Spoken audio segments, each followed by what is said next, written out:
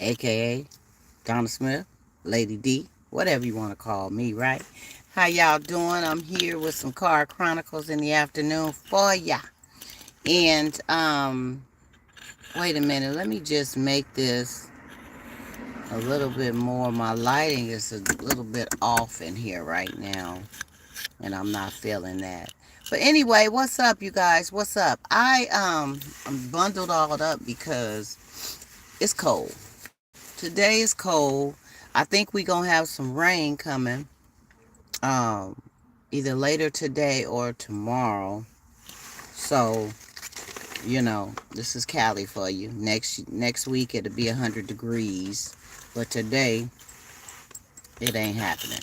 So anyway, what I was doing is I had a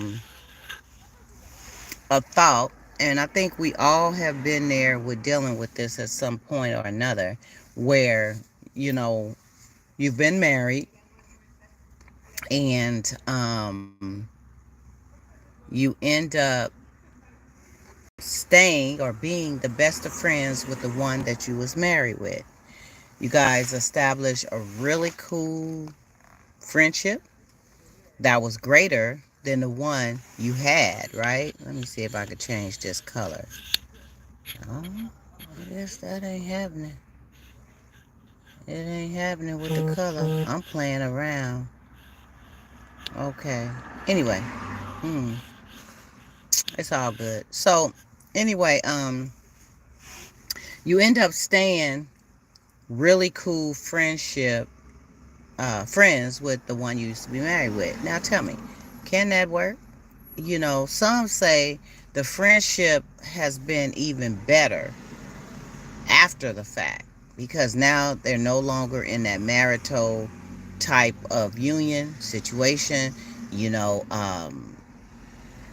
communication is better.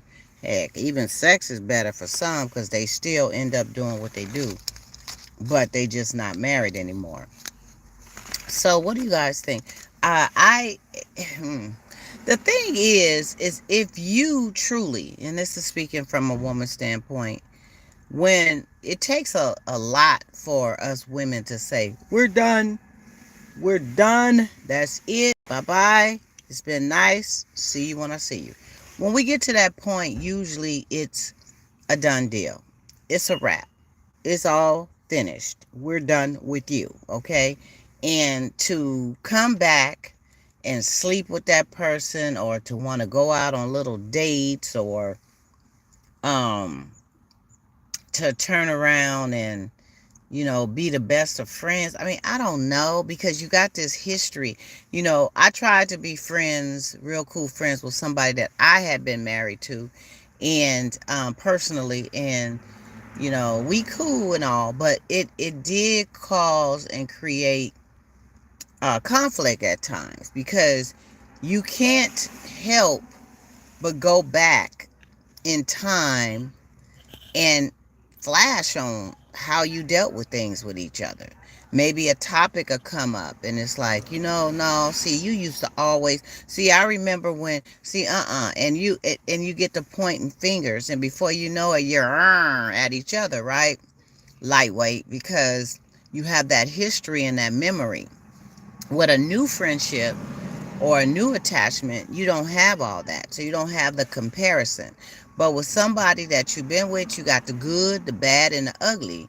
And even though you may have love for one another and you may be the best of friends and all of that, sometimes you clash, you flash. And that is what's all bad. It becomes a negative aura. It becomes negative energy, focus. And then you get to thinking, well, why I ain't got to do this? Why am I? We ain't together no more. So why am I sitting up arguing with you, fussing with you, disagreeing with you, getting my blood pressure up with you, and we not even in that realm again? So why go back and revisit all of the things a person may want to rehash and bring up about the past? Why go there? And what's the point? Are you trying to get back together so that you can do things differently? Are you trying to just find closure of bashing that person and taking the blame off of you because you feel some kind of guilt behind why or why not things didn't happen? It just makes no sense to go back and forth. So that's the hardest thing about trying to be friends with someone that you have had that history and that ultimate closeness, such as marriage, with in the past. And some will tell you or think, well, it didn't work then, so why are we trying to make friends work now? You know, boy bye, girl bye. If I see you on the street, hi. If you call every now and then, hi. And then after that, bye. Right? I mean, that's how some may look at it, because just thinking, some situations end without closure. They end without closure. You're at each other's throat. It's a bad breakup. It's a bad situation all the way around. And you may have kids and you may not have kids together. Some try to rebuild and keep a friendship and they don't even have children together. And that becomes an issue because it's like, why? We don't even have to communicate based on kids.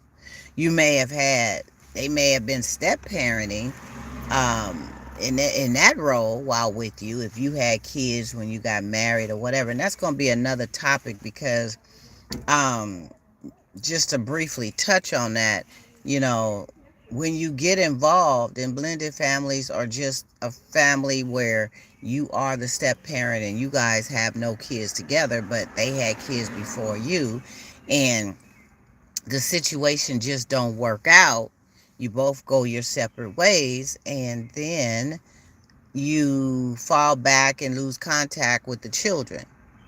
You feel like, well, those aren't really my children, but they were your children, just your, not your biological children, but they were your children that you loved as children when you was with that person, and you have established a closeness and a bond with them. So just because the relationship didn't work out, why would you bow out of their lives?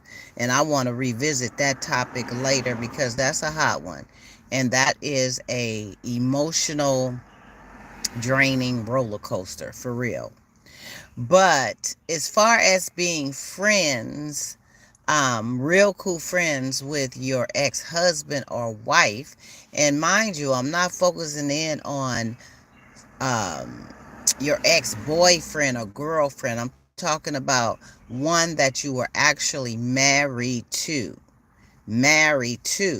and now you guys have a great friendship. And you gotta think, sometime them old flames and fires may spruce up. You may have memories of some good things y'all did together. Maybe y'all traveled well together.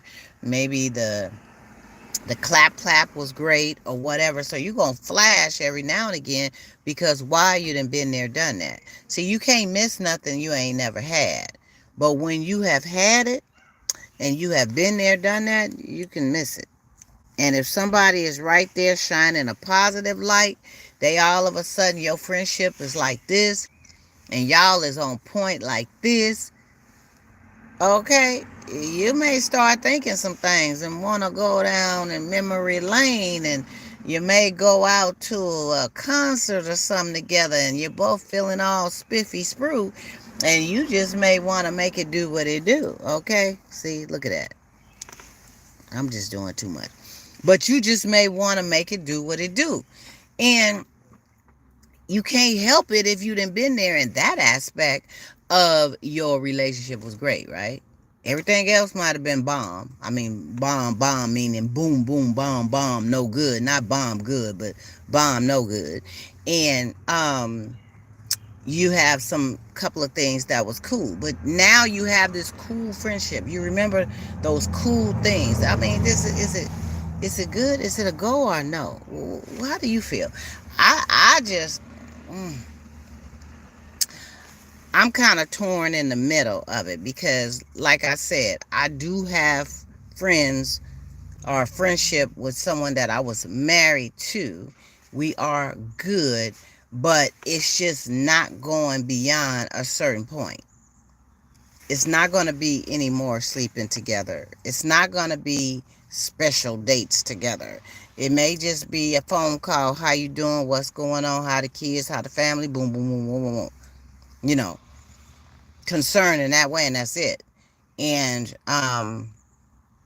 and if you end up, because I know the friend I have, I know once they got into a serious relationship, they fell off the radar 100%. I didn't even hear from them.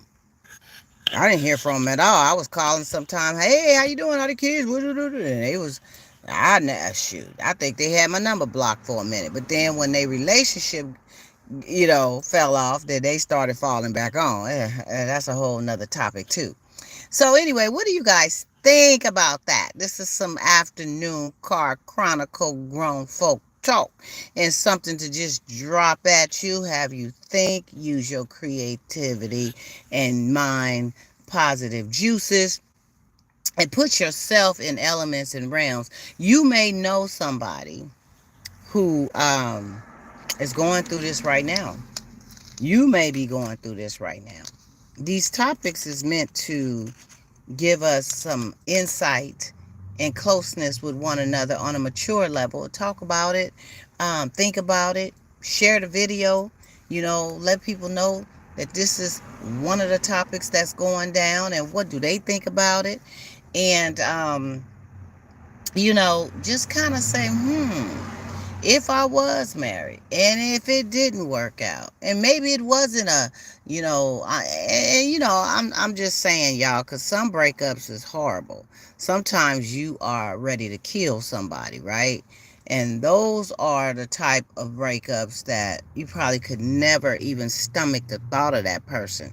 And especially if you don't have any kids together, you really have, or no business ties, or no no type of assets, no home, no things like that that you have connected where you have to communicate with one another. Sometimes you just fall off the radar. You may have some pictures and memories of, yeah, I used to be when I was with and who I was. Yeah, that was back then. And that's it, right?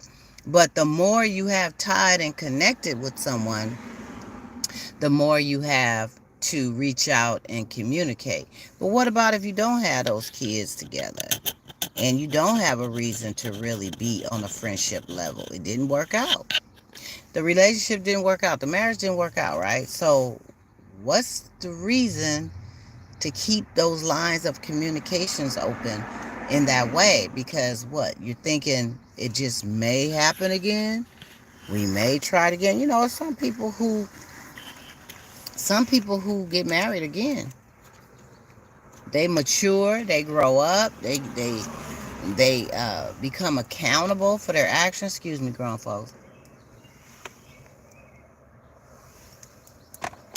They excuse me so much. I'm trying to get my liquids in. But they become I don't know. Everybody has a different story. Everybody has a different rhythm and rhyme of why they do what they do.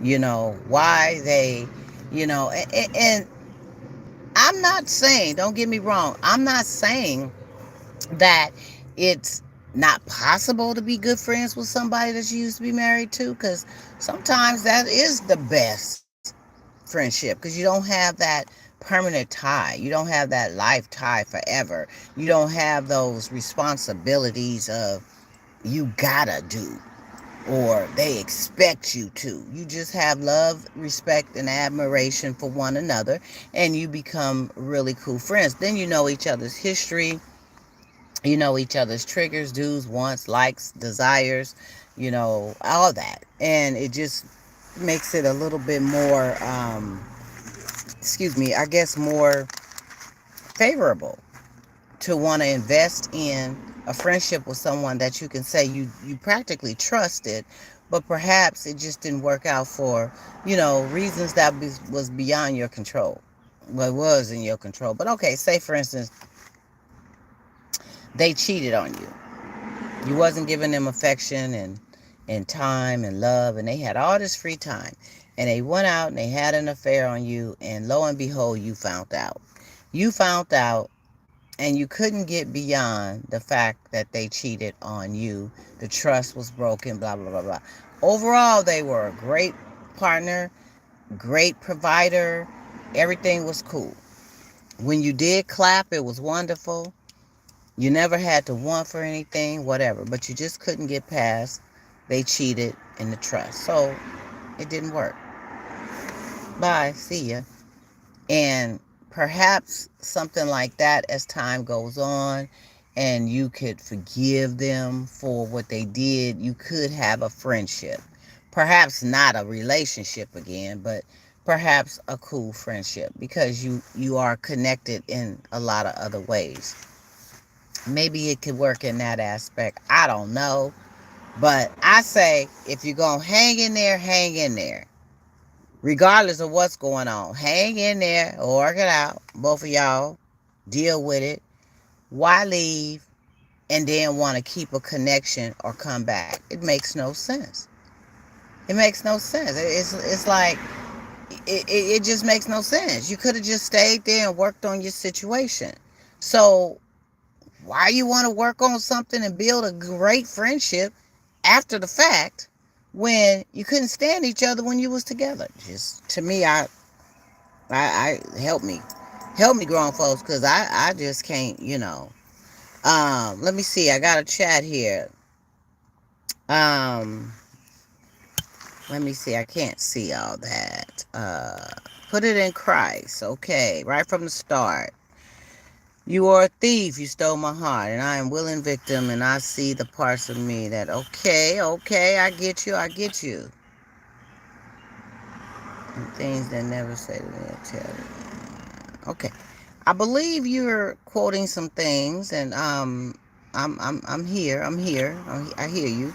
And I do want to say, first and utmost, putting it in Christ's hands, praying on it, making sure that you morally are intact and in tune with what your direction should be, and take it from there, instead of just trying to make that decision solely, especially with friendship with an ex that you used to be married to. I mean, I believe that needs lots of prayer, because it could be a disaster waiting to happen. It could be a heart attack that's going to strike you because now they done stressed you out even more so.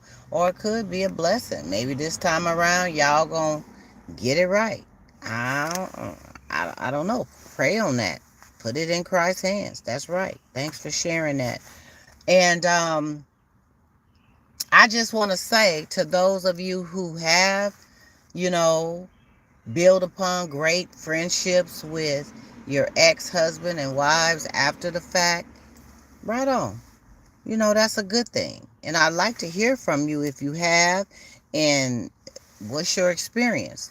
Share it with somebody. Somebody may need to hear that. I know that when there's children involved, definitely so, you have got to be able to communicate and have a relationship with that person regardless, especially when those children are young. And when they become adults, it's still going to be things that you're going to connect about. One of the kids may get sick or anything, whatever. You still going to have to talk as parents. So, you just need to, I see that the comment was retracted, but that's okay. You need to be able to have a solid relationship when there's ties. After the fact, if that person means that much to you, you care about them enough where the friendship is cool and you can emotionally deal with it. Because I know women, we're emotional, and I know it's hard to, especially if we have loved you in a way and it wasn't our fault that the things didn't work out, we still may have that hope. So when you have that hope and that love, it's very hard and challenging to just be a friend with someone where you've had the whole a la mode. You know, they say, you know, why take a piece of the pie when you've had all of the pie? You know, um, so that would be really challenging for someone to be able to deal with that on the emotional level if they still had those type of ties and love for that person. So that may not be the thing for you, especially while emotions were still strong, to build upon having a solid friendship. You know, and that person is going to be dating, knowing that person may even want to talk to you and share some things with you regarding what they're doing, how they doing it, what this stalker is doing, this woman that want them or this man that want them, how good it was with this, that. I mean, you anybody gonna want to hear that, and you still got feelings for a person. And you have to identify, is it truly a friendship you're trying to have with this person that you was married to, or are you lusting, or are you still craving the desire to want to rebuild on something that you lost, on something that you had? Are you trying to keep them in your clutches so that you can do that? You can have the opportunity to do that. You're going to have to figure that one out. Okay? But I got to go, y'all. It's been a blast. Please like, share, subscribe. Let somebody know. This is what we do. Car Chronicles, Grown Folk Talk. You have a great day. Bye.